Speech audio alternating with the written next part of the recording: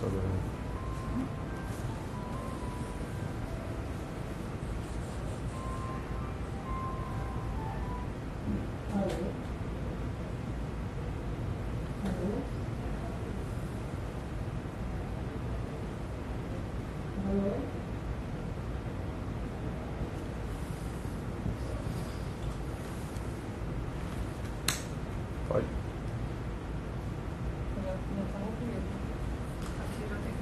Tá, ok, então vamos começar então. Sejam bem-vindos aí os que já estão entrando nessa nossa primeira live, projeto novo aí da Comissão de Estudo e Defesa da Concorrência da Ordem dos Advogados do Brasil, Seccional do Ceará. Para quem não me conhece, meu nome é Leonardo Leal.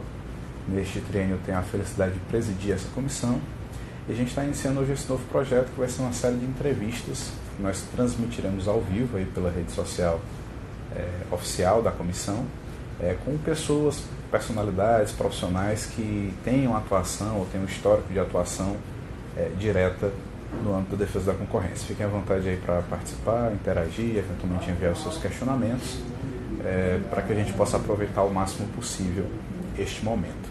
Tá, queria agradecer ao nosso convidado de hoje, Dr. Luiz Alberto Esteves, pela gentileza com que sempre nos recebe. Recentemente o Dr. Luiz, inclusive, aceitou o nosso convite, passou a integrar a nossa comissão na condição de membro consultivo.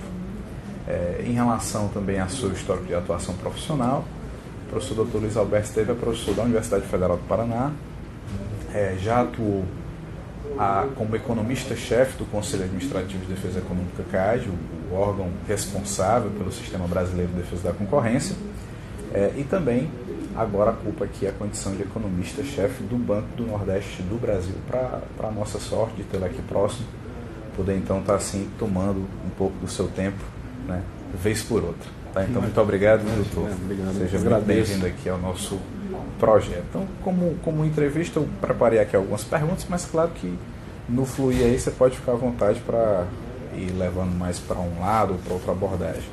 A primeira pergunta que eu tinha pensado aqui, Esteves, para a gente iniciar, é saber como foi, do ponto de vista geral, essa experiência de atuar no CAD. Você já tinha um histórico de atuação no antitrust, já pesquisava sobre isso, enfim, como é que foi essa chegada lá no CAD e essa experiência de quase 2 anos e meio, mais ou menos, que você ficou lá à frente do órgão na condição de economista-chefe? Bom, em primeiro lugar, boa tarde a todos. Gostaria de agradecer mais uma vez, um prazer enorme poder estar contribuindo com a comissão. Acho que é bastante meritória a iniciativa. A gente tem uma questão que a discussão de antitrust ela não é tão difundida no Brasil, A gente não tem uma cultura tão forte quanto, por exemplo, os Estados Unidos e Europa, mas eu acho que está no caminho, a gente vê os profissionais que trabalham na área muito jovens, assim, a grande maioria muito jovens, que mostram mais ou menos que é uma área ainda cuja exploração está só no começo. E tem até um pouco a ver, essa introdução tem até um pouco a ver com a pergunta que você está colocando, porque na realidade o que acontece é que eu não era da área antitrust, eu era da área de organização industrial. Tá aqui? Acho que está transmitindo só não. Você está passando ou não está? Pode deixar. Eu posso continuar? Pode, desculpa. Imagina. Então o que acontece é que eu era da área de organização industrial, a minha tese era muito na área empírica, na área de organização industrial, e na realidade você não tinha assim, um grande conjunto de economistas trabalhando na área de antitrust, mas economistas empíricos. Assim. Você tinha muita pessoa da área de teoria, trabalho de teoria dos jogos, oligopólios, mas com econometria, a parte mais aplicada você não tinha. Eu vinha da área de organização industrial.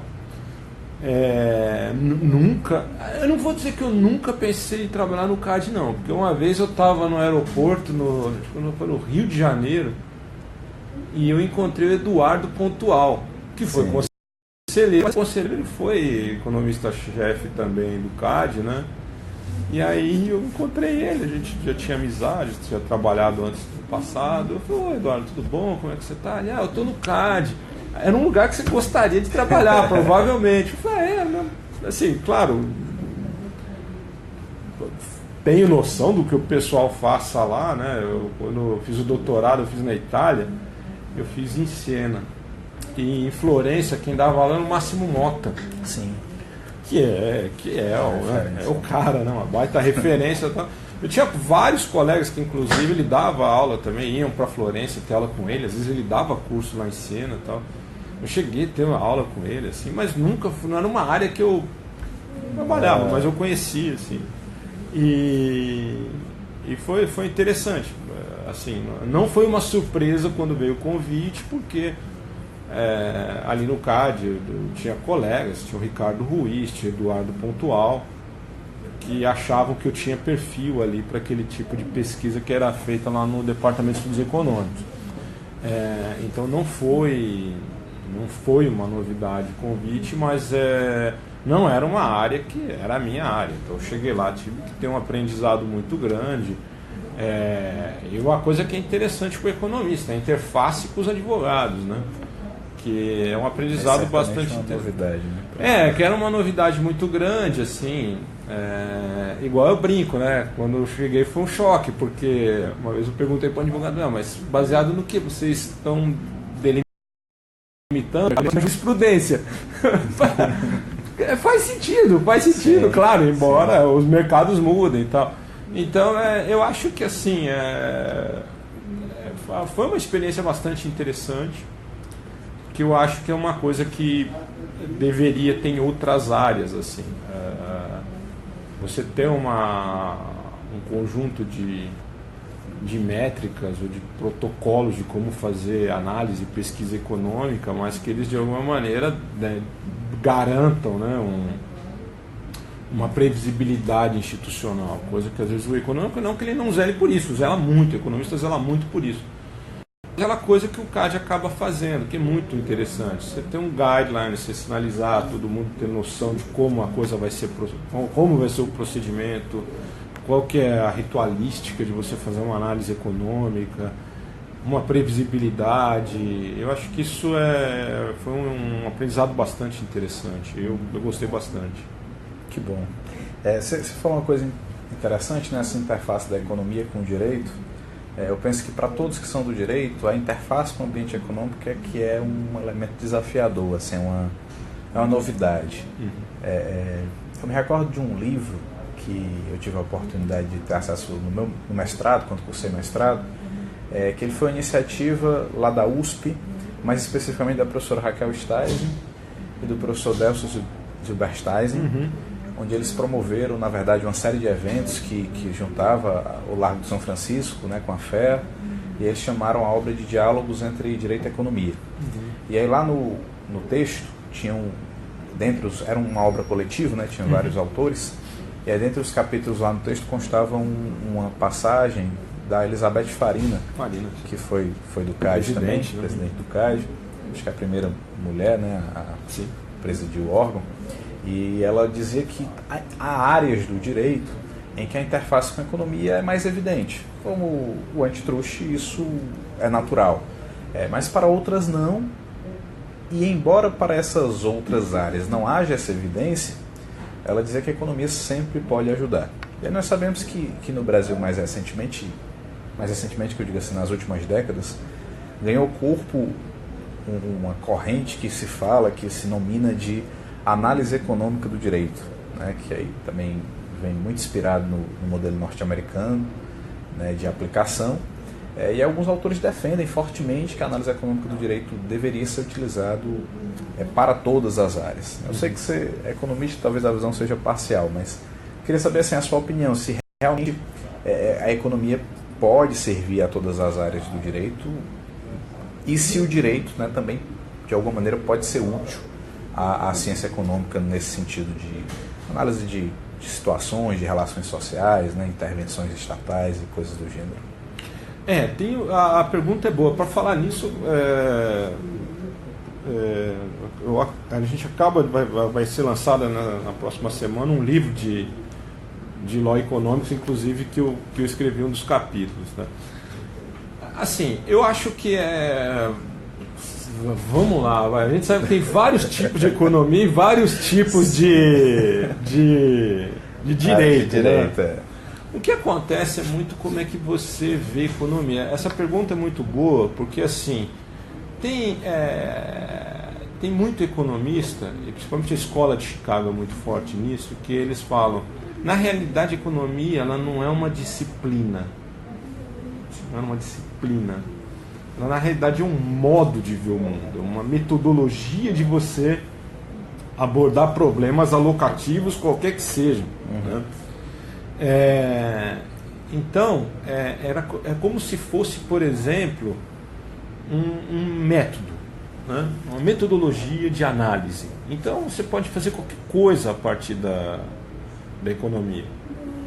Isso não é nem todo mundo... É verdade que é um método e basicamente na hora que você vai avaliar é um método muito de análise custo-benefício e todo esse tipo de coisa.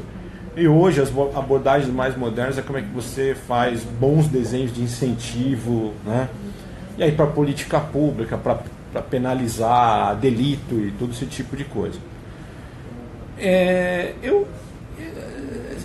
Assim, vamos lá, vai. A experiência que eu tenho com os advogados em geral, eu acho interessante, acho legal, assim, acho que de fato, de alguma maneira, você pode usar análise econômica para várias coisas. Eu tenho colegas que às vezes exageraram, porque aí vira aquela coisa free economics, né? Até para o cara comprar um tênis, ele começa a fazer aquelas análises de custo-benefício. Eu acho que chega uma hora que eu falo, a regra do polegar resolve isso. Você precisa, vamos lá, vai. Assim, e eu brinco, né? Eu falo, olha, eu rodava muita econometria, né, lá no CAD, por causa da simulação de fusão-aquisição, dano de cartel, e sempre muito dado, muita coisa empírica, muito teste. E eu brincava, né? Os advogados acreditam nisso mais que eu. Olha, tá cheio de falha, cheio de deficiência e tal. Eu acho que é interessante você trazer isso, né? Eu acho que é interessante as diferentes áreas do direito, de alguma maneira, tentarem incorporar esse tipo de coisa, mas eu também acho interessante os economistas incorporarem também muito da ritualística que o direito tem. Eu acho que, de fato, por uma questão de mais óbvia, a questão do antitruste, a questão da regulação tem esse tipo de coisa, mas de fato você pode avançar, inclusive política pública de segurança e todo esse tipo de coisa. Mas aí vai um pouco da definição do que a pessoa define economia, né? Assim, que aí o escopo ainda pode mudar, porque, por exemplo, tipo, eu posso usar a econometria para analisar casos de situações. Outra coisa é uma forma como o economista pensa, que, por exemplo, economistas em geral do mainstream, aí eu me incluo entre eles, tem aquela coisa do individualismo metodológico, né? Por exemplo, aí a gente está indo para uma discussão filosófica, mas será que assim, a gente faz isso como uma economia de recursos para criar modelos econômicos? Será que faz sentido o direito incorporar esse tipo de coisa? Eu não sei.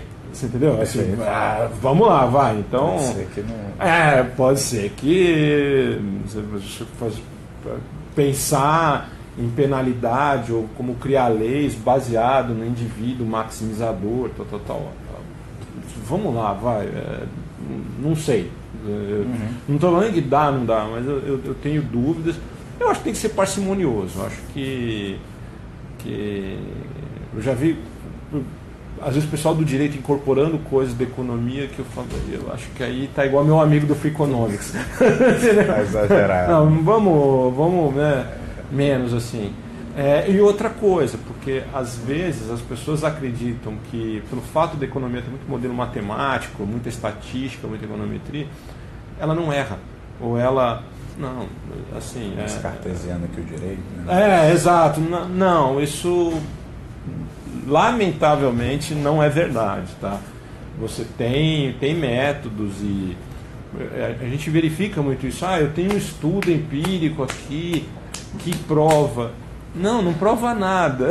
Assim, e muito menos é definitivo. E muito menos é definitivo, porque o que a gente vê ao longo da história, bases de dados cada vez melhores, potência computacional possibilitando a utilização de alguns estimadores que mostram que muito que foi feito no passado estava mal. Tinha viés. Então, assim, é interessante você ter uma intuição econômica boa. Então, voltando para o começo da tua pergunta, que eu acho importante, um advogado ter uma intuição econômica boa. E um economista ter uma intuição jurídica boa. Se você está indo por aí, ótimo. Você não necessariamente precisa pegar todos os postulados da teoria econômica, ou você fazer uma aplicação. Tem um pessoal nos Estados Unidos que faz isso, né? Tem um juiz famoso, estou tentando lembrar o nome dele aqui.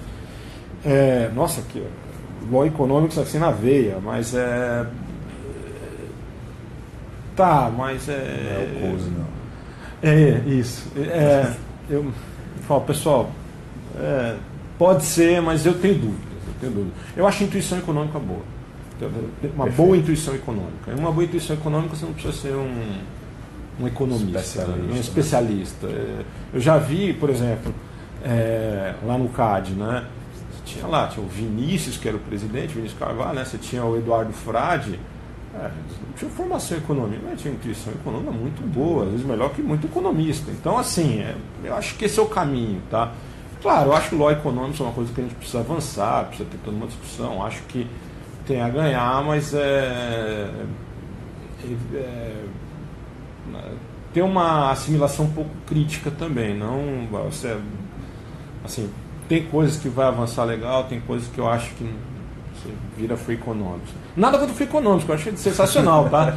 Mas assim, entrar naquela neura. Tem limitações, né? Tem as limitações e aí não dá para vender isso como verdade absoluta. Eu percebo que alguns colegas do direito, às vezes, têm uma tendência de, ao se deparar com essa questão da análise econômica do direito, superestimar a economia, como se a economia fosse ter todas as respostas, que o direito teria que ser subserviente, né, que eventualmente até alguns direitos deveriam ser relativizados, né, em prol exclusivamente aí dos critérios. Você matou, definitivamente não. Exatamente, não. Isso que eu acho perigoso também. Você pegou exatamente os pontos que eu acho onde definitivamente não vamos por esse caminho, que eu não acho um bom caminho, exatamente porque eu não vejo a economia como uma coisa mais potente do que outras áreas. Não. Maravilha. A literatura norte-americana, ela costuma dizer que em um dado momento de antitrust houve o que eles chamam lá de revolução antitrust, que foi justamente essa economização que se incorporou e se fortificou ao longo dos anos, né? Hoje há que se reconhecer que as políticas antitrust norte-americanas são referência para muitos locais do planeta, né? Um dos mais avançados sistemas, né? Tanto naquilo que se chama de enforcement público, como se chama de enforcement privado também. Aqui no Brasil, alguns aludem a essa questão, porque assim, embora o CAD exista desde a década de 60, né, depois houve algumas reformulações no órgão, portanto é um órgão já que tem uma história de trabalho, de política institucional, governamental, alguns atrelam a década de 90, principalmente pós-Constituição de 88, que colocou a livre concorrência lá como princípio da ordem econômica, e na sequência veio primeiro a Lei 8.884 de 94 e mais recentemente a 12.529 de 2011, que revogou a 8884. Mas especialmente com a chegada da 8884 e aquele sistema tripartite em que você tinha a Secretaria de Direito Econômico, a Secretaria de Acompanhamento Econômico e o CAD ali como órgão mais julgador, que aqui teria, na década de 90, acontecido essa revolução antitrust. A pergunta é se você considera que houve essa revolução, ou se não houve bem uma revolução, ou se você entende que realmente a defesa da concorrência melhorou muito a partir da década de 90 ou a partir de 2011, 2012, com a nova legislação? Essa pergunta é boa. Assim, de fato, na hora que as pessoas me perguntam assim, quem foi o primeiro presidente do CAD. Vixe, Eu sempre lembro, eu só lembro do Gessner de Oliveira, que foi exatamente em 94, com o Plano Real e tal. O que acontece, assim, é que até esses dias eu estava dando um curso, inclusive para o pessoal do CAD, e eu mencionava com eles o seguinte: na realidade, o antitrust, a impressão que eu tenho é que ele se ajusta ao nível de desenvolvimento que está tendo naquele momento, né? Então, se você pega, por exemplo, a economia brasileira, né, desde a Segunda Guerra até a década de 80, eram estatais e monopólios, assim, você entendeu? E públicos. Então, que diacho de concorrência? Não tinha concorrência, assim, era uma coisa que tinha importado, né? Tinha, mas assim, não, se você fosse discutir concorrência, vai na Camex lá, né? Comércio exterior, não uma. O que acontece é que, de fato, você, a partir ali de 94, e outra, a gente tinha um processo inflacionário grande, porque o que acontece é que terminou aquele modelo bastante estatizante, bastante estatal, grandes corporações, e, na realidade, quem acabava organizando todas as cadeias eram as grandes estatais, que, de alguma maneira, Vale, Petrobras e tal, que organizava tudo, era uma coisa... Era quase uma economia planificada, não fazia muito sentido você também ficar falando muito de concorrência. Quando esse modelo acabou, você teve um pedaço de tempo ali, né, entre o começo do final da década de 70, que você teve choque do petróleo, crise da dívida, até 94, você teve um período de inflação grande que a gente estava numa indigência, as pessoas sabiam que estavam sendo engabeladas ou não, o tamanho que a moeda... Você tinha outras prioridades, né? Sim, os problemas maiores. Né? Você tinha outras prioridades, você tinha foco. Eu lembro, eu conversando muito com economistas que tiveram naquela equipe ali, que foi o Plano Real, né? Assim, a gente tinha dificuldade elementar de registro, contas públicas, assim, era uma coisa... Então, a impressão que eu tenho é que essa revolução, ela veio porque quando foi demandada mesmo. Na hora que você teve a abertura de mercado, você teve muitas privatizações, a questão agência reguladora, né? Surgiu ali, e surgiu tudo ao mesmo tempo, porque começou, de fato, dois processos, né? Um processo de você mudar a estrutura econômica, né? Uma estrutura mais privada, né? E mais desconcentrada, já o perigo de uma concentração grande na mão do setor privado, né? E aí o pessoal foi privatizando e desconcentrando o mercado, e ali veio as agências reguladoras, e ali era mais ou menos a resposta natural. Aí sim, você mesmo quer começar a ter demanda, né? Ter esses poucos agentes privados, e como é que a gente lida com isso. Mas eu acho que ali foi mesmo uma quebra de paradigma, mas ele foi muito resposta do que foi com a economia.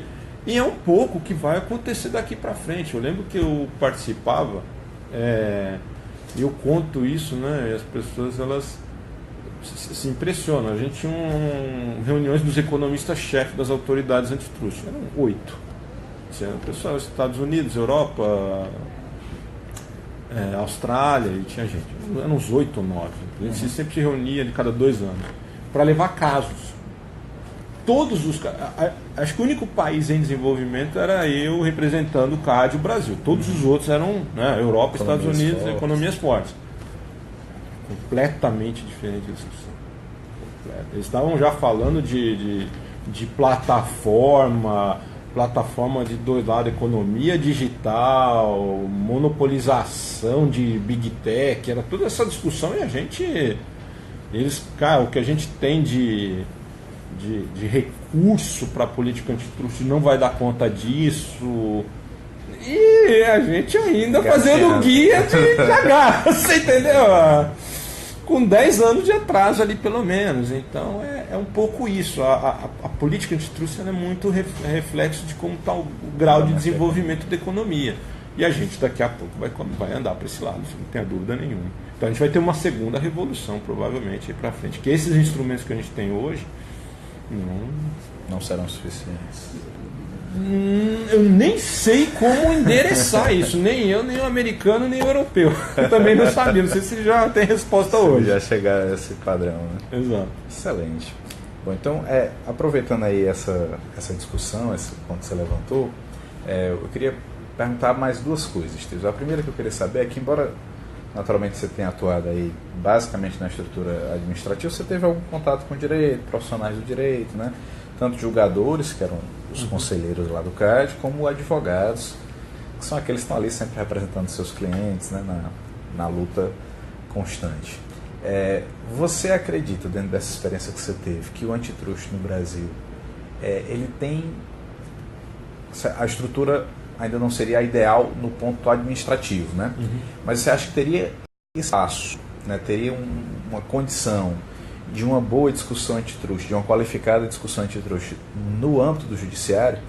E eu pergunto isso também porque recentemente o STF teve uma decisão, acho que foi em 2017, até de um caso lá do DF, que era uma questão de postos de gasolina, que a Rede Gasol ela fez uma espécie de, pode-se dizer assim, de um trabalho com o legislativo local para impedir, para editar uma lei que proibisse supermercados em abrir postos de combustíveis, que estava se tornando uma tendência lá disso acontecer e tal, e aí meio que fazendo uma reserva de mercado, pode-se dizer assim.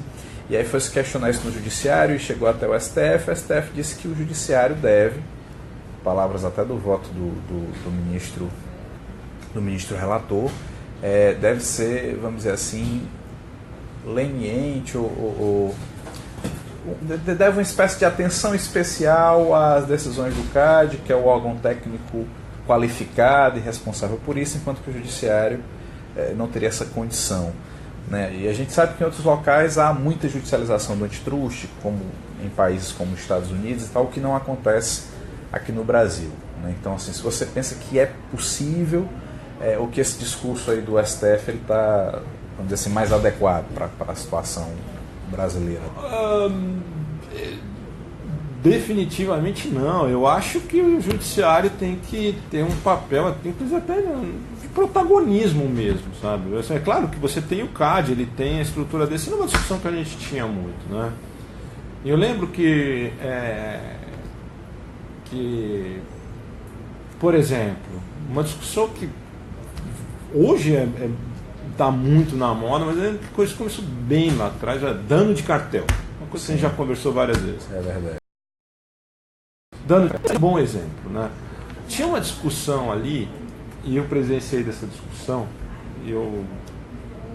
isso até causou depois muita divergência entre conselheiros, se a multa tinha que ser baseada em dano, mas o fato é que a gente sempre colocava lá atrás mais ou menos o seguinte: olha, não adianta nada a gente ficar fazendo muito cálculo de dano de cartel, buscando isso, e depois o pessoal judicializar e o juiz achar que isso não tem importância, não é uma referência adequada. Não é uma referência adequada.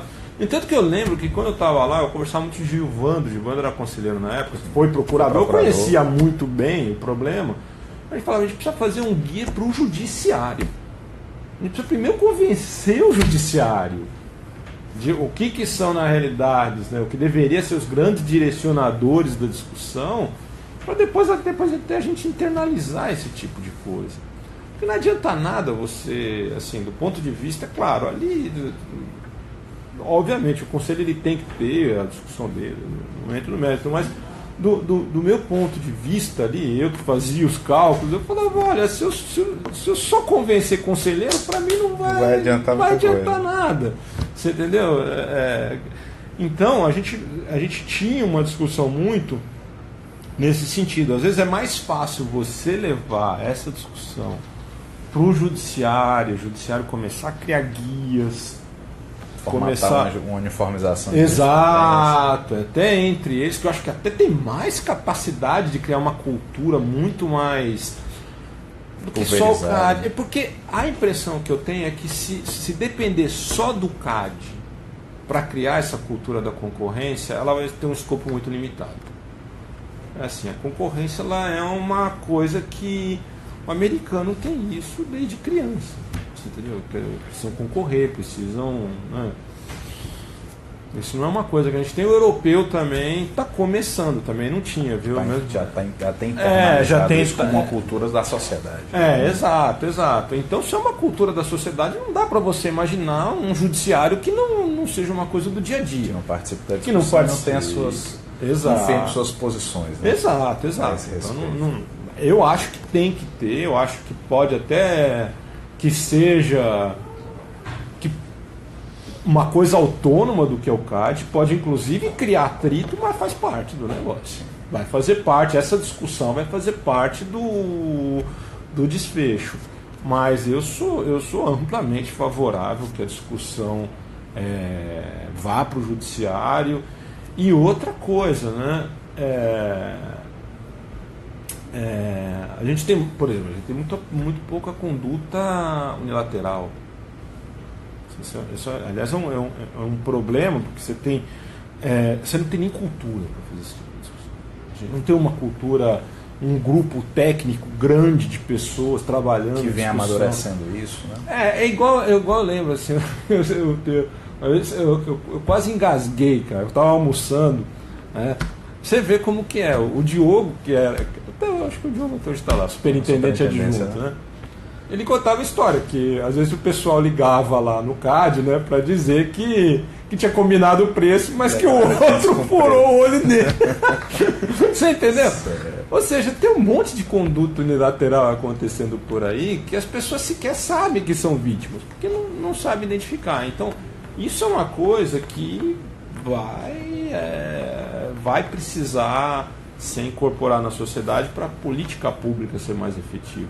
O CAD tem feito um trabalho excepcional. O CAD é uma das melhores instituições do mundo para qualquer coisa, tá? Qualquer métrica que você coloque de política pública, não é só antitrust, não, é um exemplo.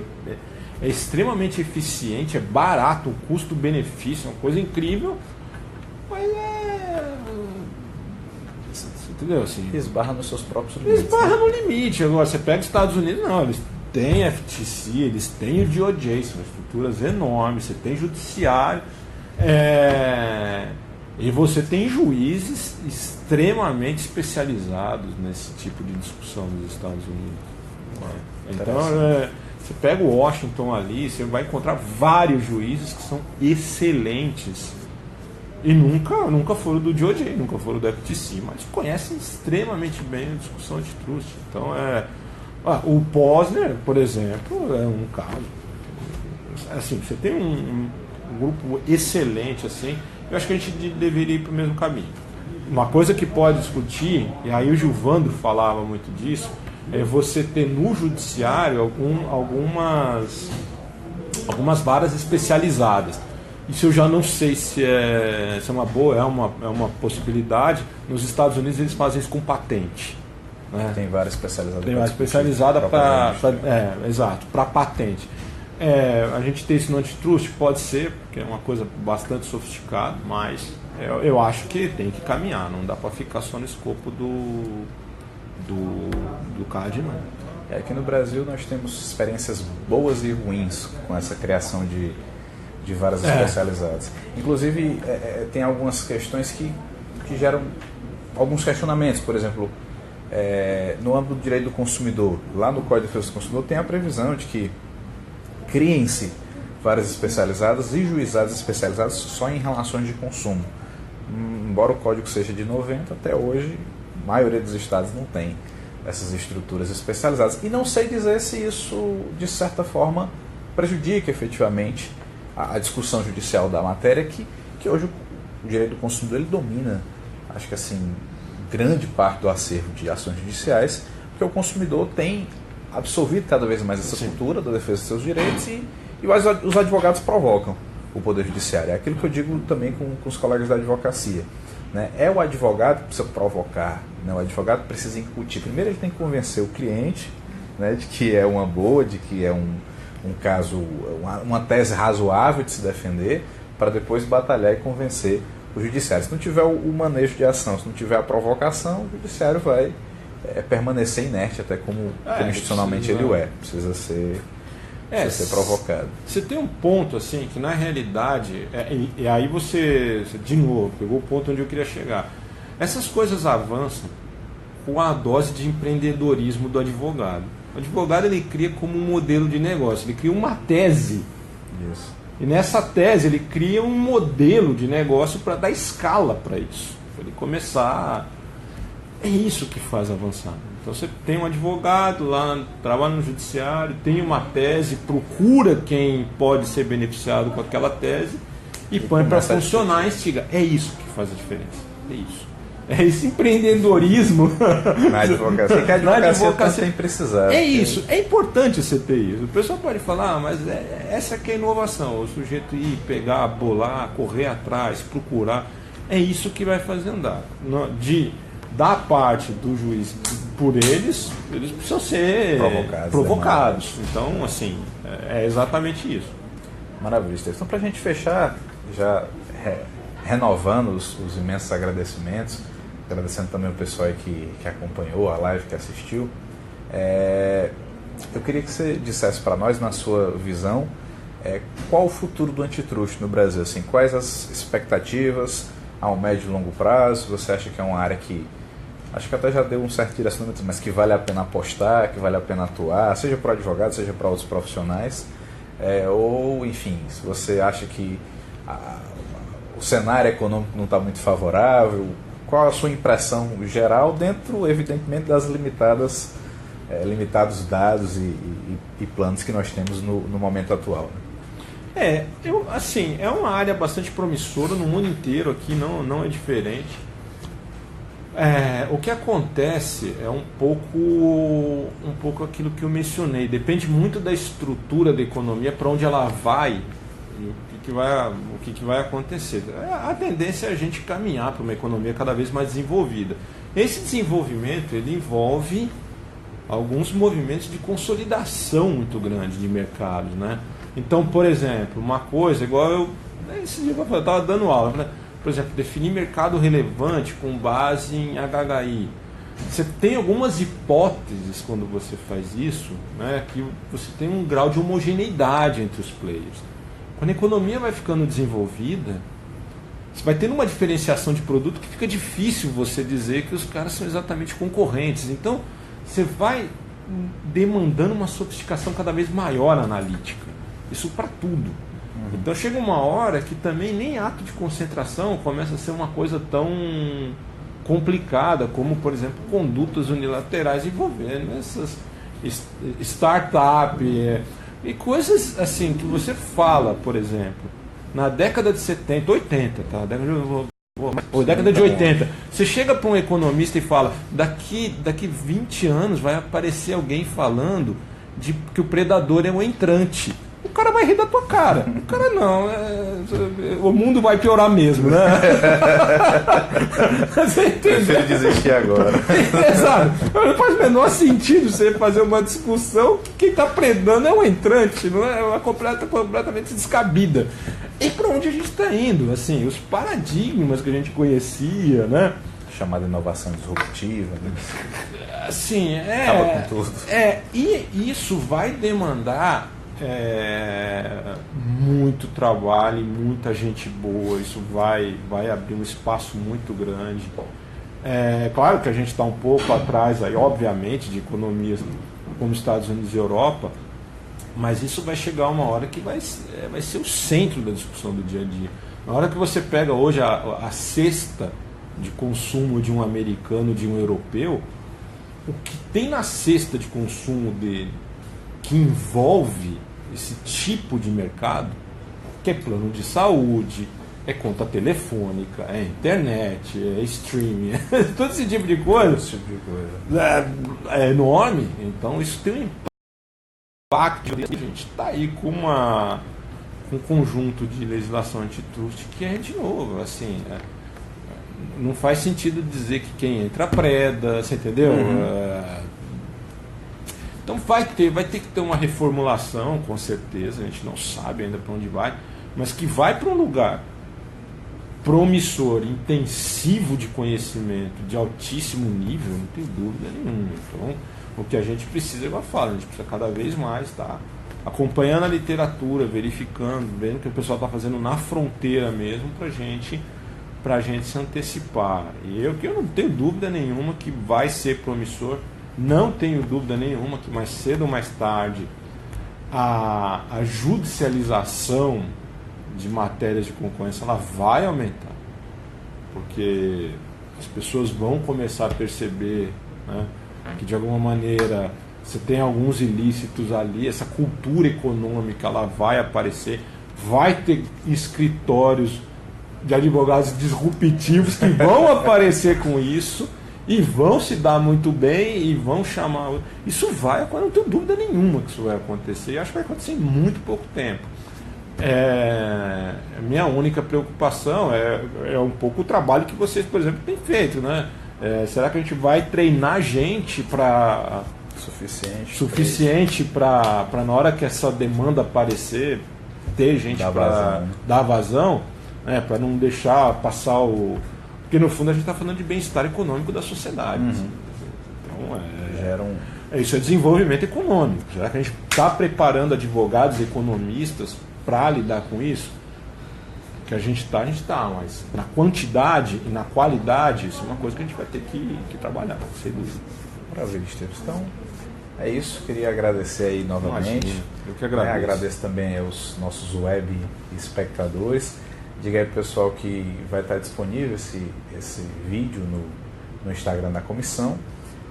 E que na sequência nós faremos outros, né? Esse foi o nosso primeiro, começando muito bem aqui a nossa série de entrevistas, mas que nós teremos outras e divulgaremos, né, com antecedência devida para que vocês possam aí também acompanhar, participar e interagir. Esteves, então, grande abraço, né? Conte sempre aqui conosco pessoal, da comissão. Grande abraço a todos, muito obrigado. E até o próximo, pessoal. Legal, cara, ficou muito bom. Bota para salvar o vídeo, viu? Ficou muito bom, cara. Valeu. Agora a minha transmissão não